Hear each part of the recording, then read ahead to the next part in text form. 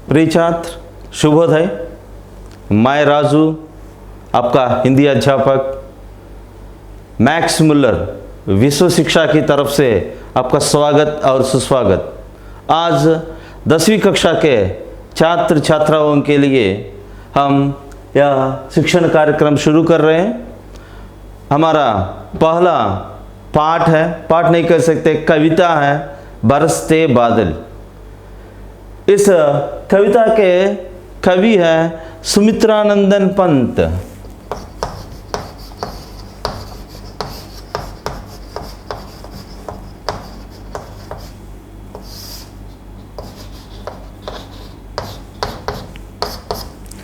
सुमित्रानंदन पंत, सुमित्रानंदन पंत ऐसा कवि है, प्रकृति चित्रण में इसको बेजोड़ कवि कहते हैं।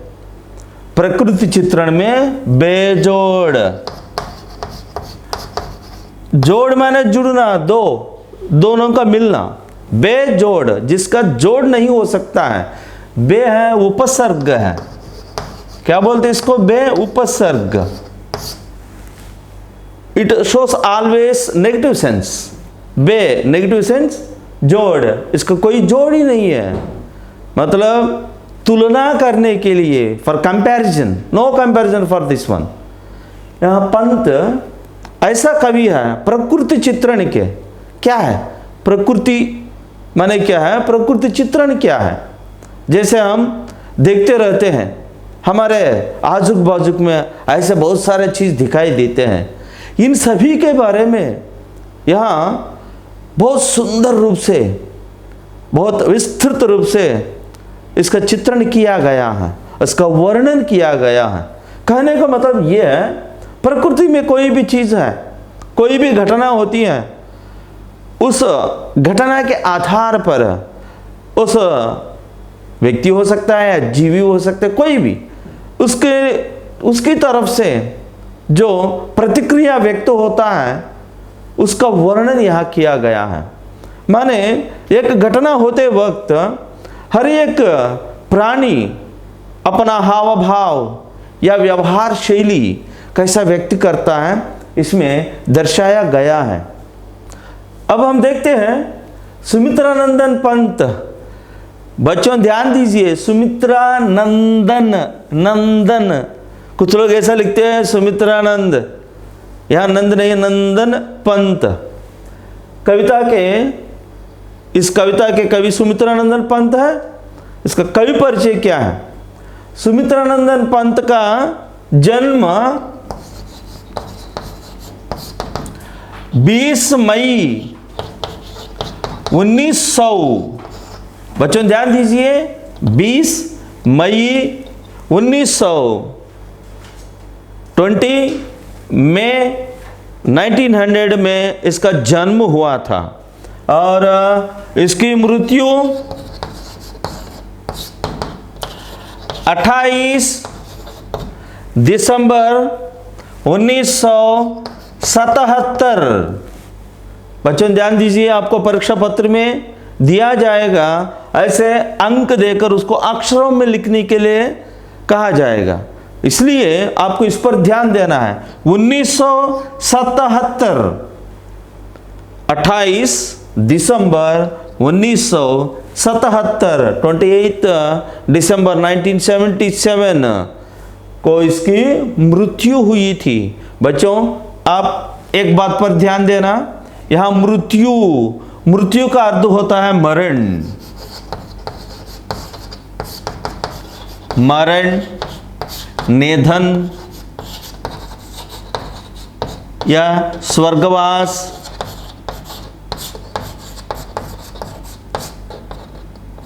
इन सब का अर्थ एक ही है, डेथ, चनिपोवटम। लेकिन आपको ध्यान देने की बात यह है, यह मृत्यु है, स्त्रीलिंग शब्द है, और ये बाकी सब है, मरण, निधन, स्वर्गवास, इसके जो भी अर्थ है ये सब पुंलिंग शब्द है। इसलिए जहां हम मृत्यु का शब्द लेते हैं, इसके पहले की का प्रयोग करना चाहिए। की मृत्यु, का जन्म, या कामरण, का निधन या स्वर्गवास। ध्यान देना बच्चों, आप कभी भी मृत्यु, when you are using this word, take it as a स्त्रीलिंग, ओके। इसलिए इसके पहले की का प्रयोग करना चाहिए। ఎప్పుడైనా మీరు మృత్యు అనే శబ్దం వాడినప్పుడు మాత్రం స్త్రీలింగ శబ్దంగా గుర్తించి దాని ముందు కీ అన్న పదాన్ని, మీకు తెలుసు కా, కే, కీ,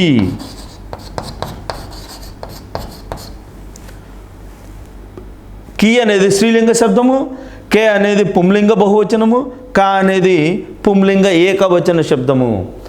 इसलिए मृत्यु के पहले, before this one, you have to use की, स्त्रीलिंग शब्द है। कि मृत्यु 28 दिसंबर 1977, 1977, 7 + 70, 70, 1977, 1977 में हुई थी। क्योंकि यहाँ मृत्यु स्त्रीलिंग शब्द है, इसलिए हुई थी। और इसका जन्म बागेश्वर नामक गांव में हुआ था।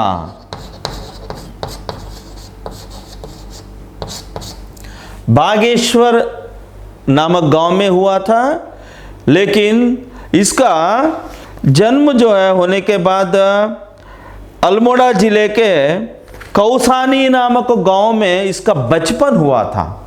कौसानी नामक गांव, इसका जन्म बागेश्वर में हुआ था, लेकिन इसका बचपन कौसानी नामक गांव में हुआ था। यह उत्तराखंड में, माने उत्तराखंड स्टेट में इसका जन्म हुआ था, और जिला है अल्मोड़ा।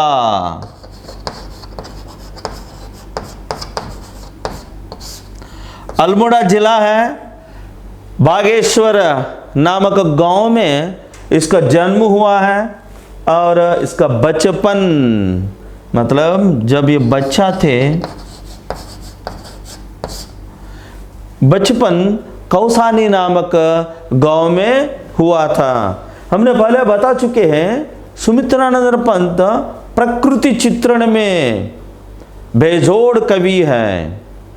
क्योंकि यहाँ ये जो प्रकृति चित्रण,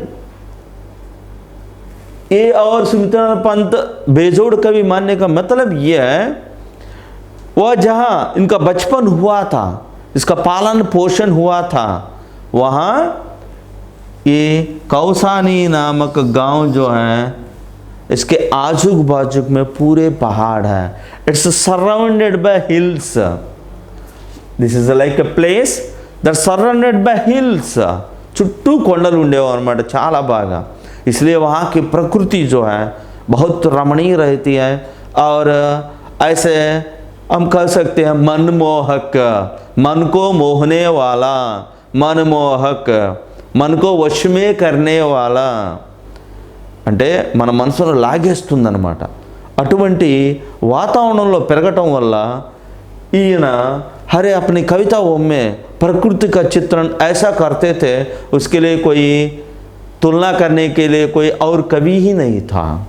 इसलिए ये सुमित्रानंद पंत प्रकृति चित्रण में बेजोड़ कवि माने जाते हैं। और इसकी बहुत सारी प्रसिद्ध कविताएं हैं, लेकिन इसमें इसको चिदंबरा के लिए,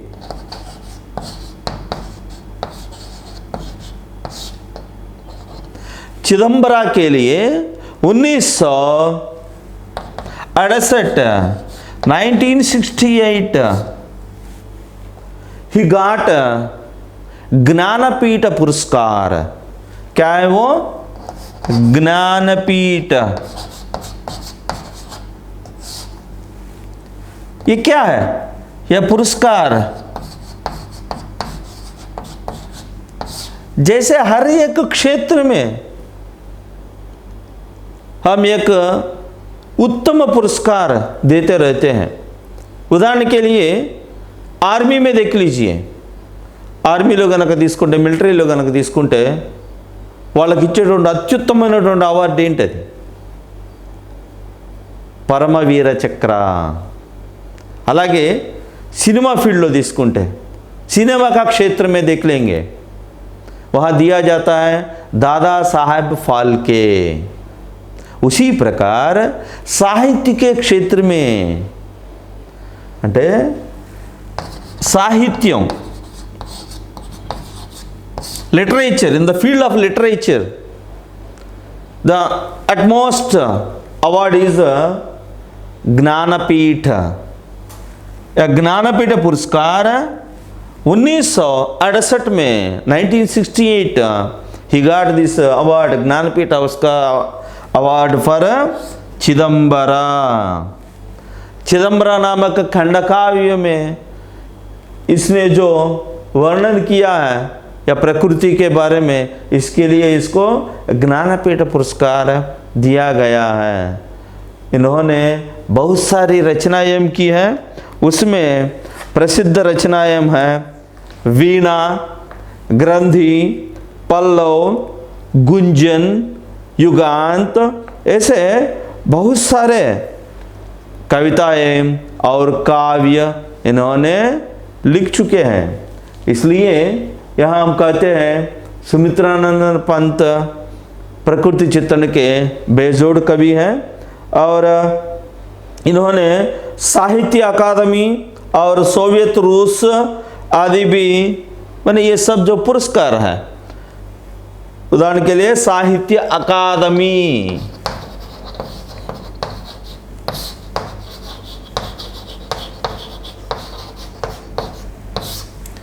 सोवियत रूस,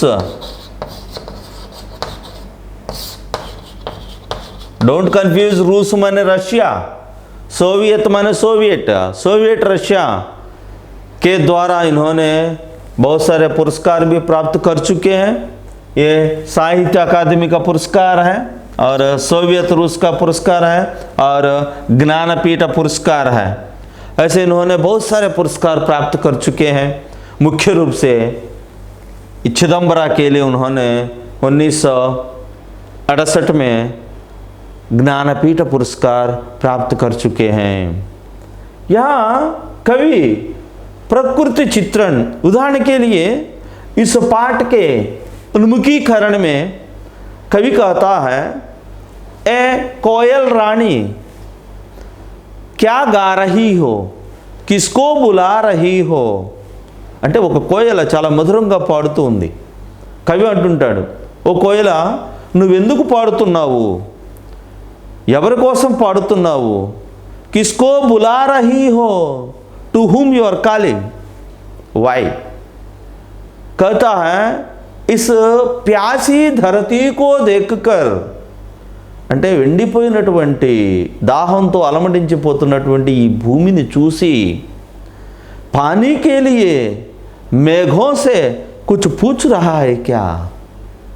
मतलब కోయల కూక్ రही है అంటే కోయల పాడుతూ ఉంది, మనం ఏమనుకుంటాం కోయల చాలా బాగా పాడుతుంది, लेकिन कवि यहाँ कह रहा है, ये कोयल रानी क्यों कूक रही हो, इस प्यासी धरती को पानी के लिए, అంటే దాహంతో అలమటించిపోతున్నటువంటి ఈ భూమి కోసం तुम कुछ पानी पूछ रहे हो क्या, किससे, मेघों से, मेघों से पूछ रहा है क्या।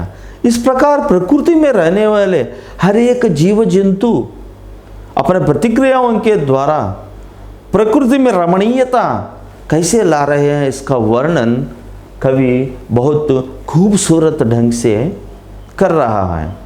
अब हम देखते हैं बरसते बादल क्या है।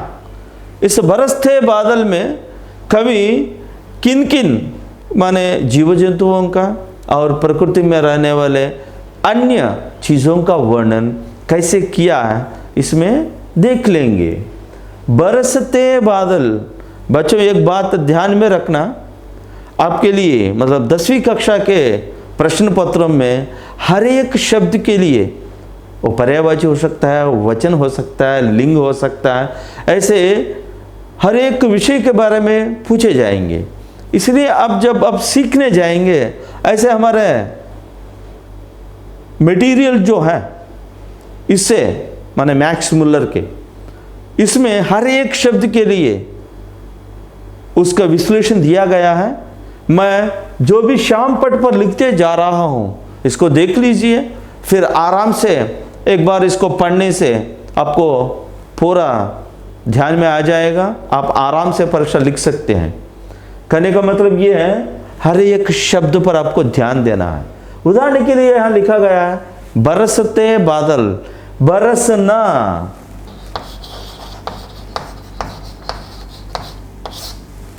यह क्या है? बरसना। बच्चों देख लीजिए, कोई भी शब्द ना से कहते हैं, बरसना, लिखना, सुनना, पढ़ना, दौड़ना, दिस ऑल आर वर्ब्स। इसको बोलते हैं क्रिया। ये क्रिया है, बरसना माने क्रिया है। लेकिन यहां दिया गया है बरसते, ता, ते, ती। मैंने जो बता रहा हूं ध्यान से सुन लेना और याद रखना। जब हम एक क्रिया के साथ ता, ते, ती जोड़ते हैं, ये तो वर्तमान काल एक क्रिया है। देख लीजिए, मैंने यहां आपको पहले बताया था का, के, की। उसी प्रकार ता, ते, ती। ती माने स्त्रीलिंग एक वचन बहुवचन है, और ते माने पुंलिंग बहुवचन है, और ता माने पुंलिंग एक वचन है। अब आप आराम से बता सकते हैं, మీరు చాలా తేలిగ్గా చెప్పగలరు ఇప్పుడు। बरसते माने यह क्रिया है, first point, and second one पुंलिंग है, और थर्ड पॉइंट बहुवचन है, क्योंकि ते है। पुंलिंग बहुवचन शब्द है और वह भी क्रिया है, वर्तमान काल एक क्रिया है। आप जानते हैं वर्तमान काल माने क्या है? अब जो चल रहा है, क्रिया अब जो चल रहा है उसे वर्तमान काल कहते हैं। बरसते माने बहुवचन में, पुंलिंग में, और वर्तमान काल एक क्रिया है। बच्चों, आपको परीक्षा पत्र में ऐसा ही पूछा जाएगा, इसमें क्रिया क्या है आपको तुरंत बताना चाहिए, बरसना। ध्यान रखना, क्रिया पूछने से ना से बोलना चाहिए आपको, बरसना, ना कि बरसते। बरसते है वर्तमान काल में पुंलिंग बहुवचन क्रिया है। That's all, okay, good. Then next one, बादल। बादल माने क्या है? देख लीजिए, बादल का पर्यायवाची शब्द है मेघ, घन, जलधर, ऐसे हैं। दो काफी है, पर्यायवाची माने दो शब्द लिखना काफी है आपके लिए। बादल, मेघ, आप तुरंत बता सकते हैं, तొందరగా చెప్పేస్తారు కదా, మేఘాలు। बादल माने मेघ, मेघालु, क्लाउड्स। अब देख लीजिए, यह शब्द एक वचन है, बहुवचन है, बता दीजिए। बादल, मेघ, थोड़ा बहुत ध्यान से आप देखेंगे तो समझ में आ जाएगा।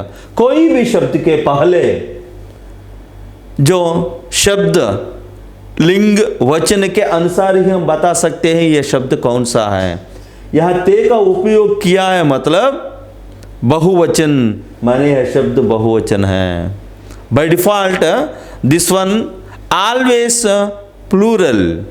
बादल शब्द है ఎప్పుడూ కూడా బహువచన రూపంలోనే తీసుకోబడుతుంది। బాదల్ అనే శబ్దం మీరు ఎక్కడ వాడినా కూడా బహువచన రూపంలోనే వాడాలి। అందువల్లే దానికి ముందు బరసతే, బరసతా అని రాలేదు। बरसते माने यह शब्द जो है पुंलिंग बहुवचन शब्द। हमेशा ध्यान में यही बात रखना है आपको। एक शब्द के पहले जो शब्द होता है उसके लिंग वचन के अनुसार ही ये शब्द होता है।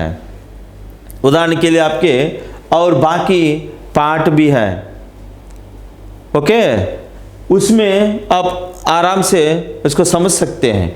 पहले इस पर ध्यान देना है। बरसते मतलब కురుస్తున్నటువంటి, బాదల్ माने మేఘాలు, కురుస్తున్నటువంటి మేఘాలు। మరి మేఘాలు ఎలా కురుస్తున్నాయి, మరి కురుస్తున్నప్పుడు వాటి యొక్క అందం ఏంటి, వాటి గురించి यहाँ कवि सुमित्रानंद पंत बहुत रोचक ढंग से इसका वर्णन किया है। उसके बारे में अब हम विस्तार रूप से देख लेंगे और समझने के लिए कोशिश करेंगे।